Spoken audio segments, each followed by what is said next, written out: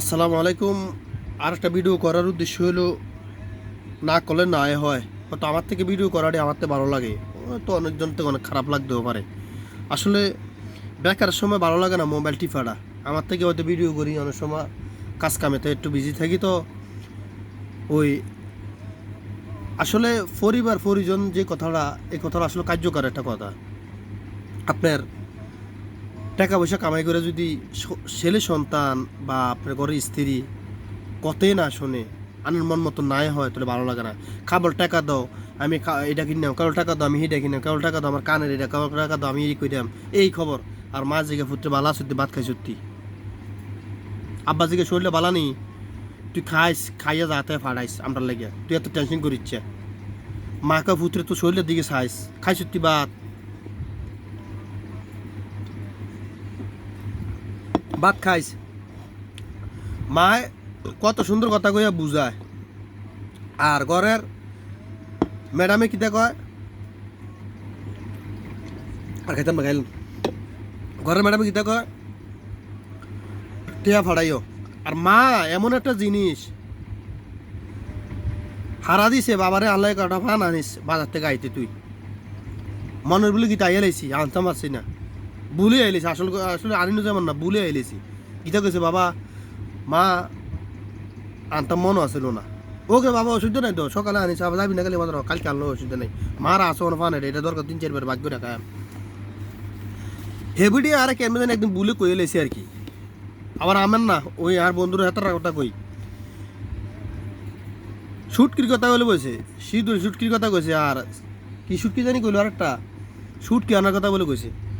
তার বলে রাত কে আইন তো সমা ভয় লাগে, তে কয় ইচ্ছা করে নিতাম না, বাজ্যে মনে আসলো না, আমার রাতকে শুটকি মিলে নাই, রাতে 10-11-12টা দিয়ে বাজ যাম, আমি নিতাম না, বাজ্যে কাদর কালকে দৌড় একজন দিয়ে ফাড়ায়াম। তে বাজ্যে ঢুকছে, আরে গেটটা টোয়া দিয়া ঢুকছে, ঢোকার পরে কয় আইসো না, আইসি তো, গেটে টোয়া দিয়া ঢোকার পরে আর হলো আসে যে গড় গেছে, তো হেতে আবার রাত্রের সময় রুটি টুটি এটা এটা কিতাবি যাবি লইয়া যায়, লয়ে যাওয়ার পরে জিজ্ঞেসে তোমার না করলাম শুটকি আনার লেগে আনছো না, ও মনে আসলো না, আল্লাহ বাসালে কালকে তো ফেলে দাও। আমি দেখে কইরা গেলাম, আমি দেখে খাইয়া গেলাম, পোল্যান্ডে লইয়া চলিয়া গেলাম, হ্যাঁ আটটা মনে থাকে না, এইটা মনে থাকে, এই দুনিয়ার বিভ্রান্তিক কথা শুরু করেছে। তো লাশে দিয়া এবার কি হচ্ছে, হ্যাঁ তেবার করে দিয়া খাওন সরা দিয়া, মানে ভাত বাইরে দেয় না, খাওন সরা দিয়া উইয়া লাইছে, হ্যাঁ তো ঘুমাইয়া লাইছে, শুইয়া লাইছে, এরপর লাশে দিয়া হেবড়ি ডাক দিয়ে কথাটা কইল না, 2 কাত হয়ে গেছে বা ভাত খাইতো না কিছু জিগা টিকা না, হ্যাঁ তোর মাইয়া জিগেছে যে কিতারে ইয়া ভাত খালি না, কোনা খাইতাম না, মা ফেটটা বড়া, মায়া ইয়া হতার থেকে উঠে জিগেছে ভাত খাইব নি, ফুতরে 2 বার জিগেছে ভাত খাইতো বুঝলা, হাইট মিনিট করে হারলো না, মানে খাইতো না, আর খাইতো না, রাখবো খাইতো না ভাত।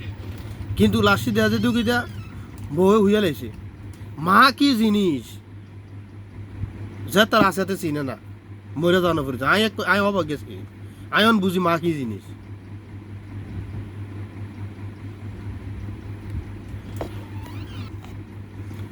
মা 3-4 বার ডাক দিয়ে গেছে, কিন্তু মারটা কর্তব্য থেকে বেশি করেছে, বউর থেকে 3 ডাবল বেশি করেছে মা ফুতের ব্যথা বোঝে, কিন্তু হেবিডি আল্লাহ বাসালে খাইয়া রাইতে 9টা বাজে খাইয়া লেছে, খাইয়া জি উঠলে উইয়া লেছে, কিন্তু জামালে ভুল শুট কি আনছেন এটা কথা কইছে না। তার বন্ধু কইলো জীবনে কেমনে চললাম কেমনে চললাম, এত রমে দিয়ে এত রমে খাইয়া, হ্যাঁ আরো কথা আছে তো মুখ খারাপ হয় আর কি।